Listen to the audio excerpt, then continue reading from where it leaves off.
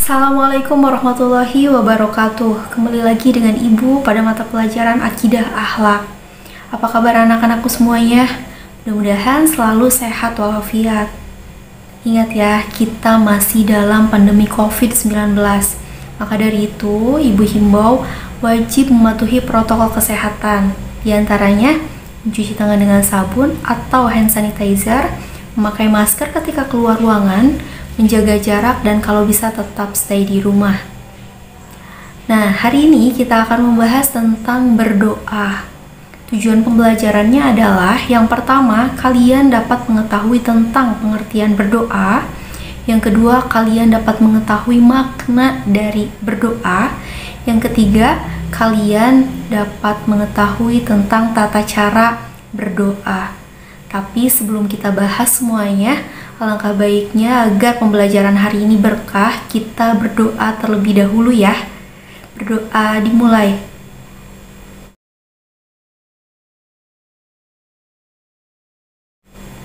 Berdoa selesai. Nah, sekarang pengertian berdoa. Menurut bahasa, berdoa berarti memanggil, meminta tolong, atau memohon sesuatu. Nah, kita lihat di sini. Ada berdoa menurut syariat Islam, ialah memohon sesuatu atau memohon perlindungan kepada Allah Subhanahu wa Ta'ala dengan merendahkan diri dan tunduk kepadanya.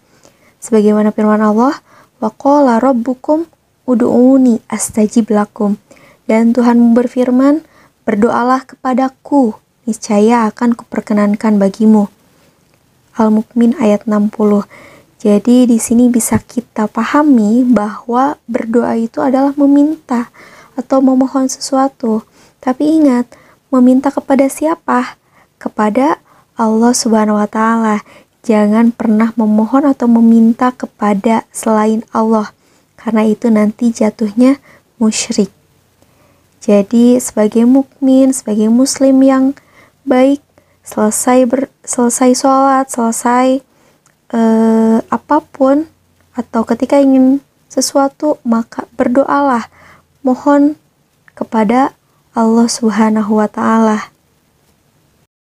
Kemudian setelah kita mengetahui pengertian dari doa itu apa, di sini kira-kira manfaatnya apa saja sih ketika kita berdoa?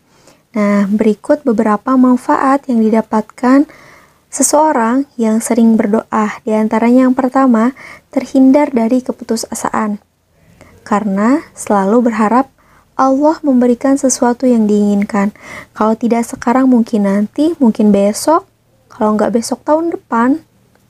Bulan depan, tahun depan. Kalau nggak di dunia, pasti di akhirat Allah akan mengabulkan. Yang kedua, terhindar dari sifat sombong dan takabur.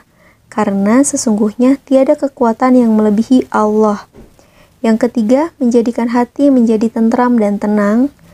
Yang keempat, merasa dekat dengan Allah Subhanahu wa Ta'ala. Dan yang terakhir, Allah menyediakan tempat yang mulia di sisinya. Masya Allah, ketika kita sering berdoa, maka Allah sediakan tempat yang mulia di sisi Allah Subhanahu wa Ta'ala. Maka tadi ingat, ketika berdoa itu hanya kepada Allah, jangan kepada makhluknya. Kemudian, lafalnya seperti apa sih? Banyak sekali. Doa itu, misalkan doa untuk kedua orang tua, doa memohon keselamatan dunia akhirat, atau misalkan doa ingin apapun itu adalah bentuk doa. Tata caranya bagaimana? Tata caranya yang pertama dimulai dengan pujian terhadap Allah Subhanahu wa Ta'ala dan sholawat kepada Nabi Muhammad SAW. Yang kedua dilakukan dengan serius sambil mengangkat kedua tangan. Yang ketiga, membaca doa hendaknya khusyuk dan dengan suara pelan. Nah, selanjutnya dilakukan dalam keadaan suci. Jadi diusahakan ketika kita berdoa dalam keadaan suci, baik itu setelah berwudu atau selepas sholat. Kemudian yang selanjutnya mengulang-ulang doa dengan merasa tidak pernah putus asa kalau doa itu belum dikabulkan. Jadi Allah itu menyukai hambanya yang sering berdoa dan mengharapkan doa itu dikabulkan. Kemudian yang terakhir, memahami makna dari doa yang dibaca. Diusahakan ketika kita berdoa, kita tahu makna apa yang kita pinta. Gitu ya. Alhamdulillahirrabbilalamin, pembelajaran hari ini telah selesai. Mudah-mudahan kalian paham tentang yang Ibu jelaskan tadi ya. Oke, sebelum kita tutup pembelajaran hari ini, sebagai bahan evaluasi, Ibu tanya nih, apa sih pengertian dari berdoa itu? Kalau misalkan kalian tahu, tulis ya di kolom komentar. Nah, kita bertemu lagi pada pertemuan selanjutnya. Akhir kata, Ibu ucapkan, wallahul muwaffiq ila aqwamit thoriq. Wassalamualaikum warahmatullahi wabarakatuh.